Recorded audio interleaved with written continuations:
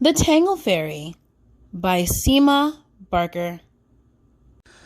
While brushing her hair, Jaya wanted to know, why don't the knots in my hair seem to go? Each bedtime we brush it, it's smooth and long, but when I wake up, it's frizzy and wrong. When children fall asleep, her mommy replied, a Tangle Fairy visits each child. Jaya felt confused. It sounded quite scary. She needed to talk to the bad Tangle Fairy. Hello, Tangle Fairy. Jaya jumped out of bed to make sure the wand wasn't too near her head. My mom's brushed my hair, in fact, brushed it twice, but you've come to spoil it. That's not very nice. The fairy then spoke, I'm really not bad. I work for a dragon who's almost gone mad. She's fearsome and fiery and really quite mean, and she's got the sharpest teeth you've ever seen. Jaya was puzzled. I believe what you've said, but why would a dragon want knots on my head? Her name is Glenda. She lives in Wales. She's ever so angry because she's got scales. I've seen her quite often just pacing her lair while dreaming of having long, beautiful hair. She's so full of envy she just doesn't care. She makes me upset you with mad, tangly hair. Jaya thought that was silly and started to laugh. The dragon just needed her own headscarf. When my aunt was poorly, her hair all fell out.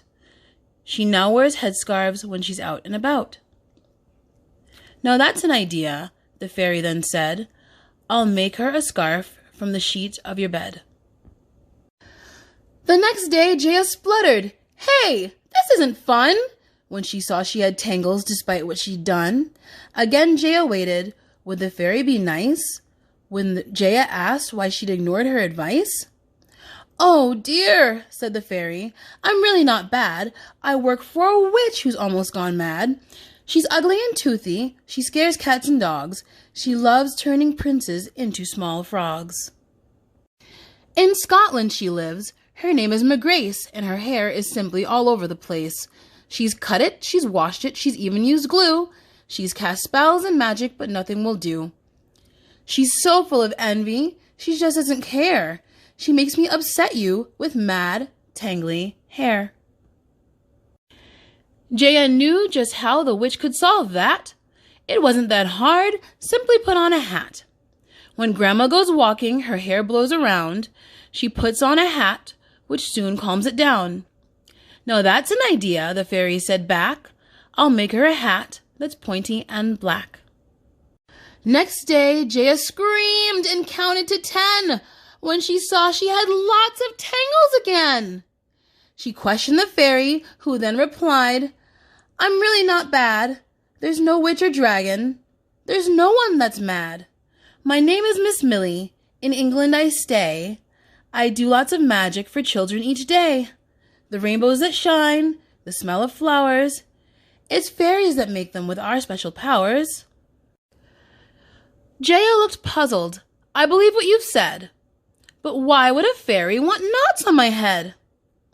We work all day long, sighed Fairy Miss Millie, but sometimes I really just want to be silly. So that's why I come here. It may sound unfair. I'm just having fun putting knots in your hair.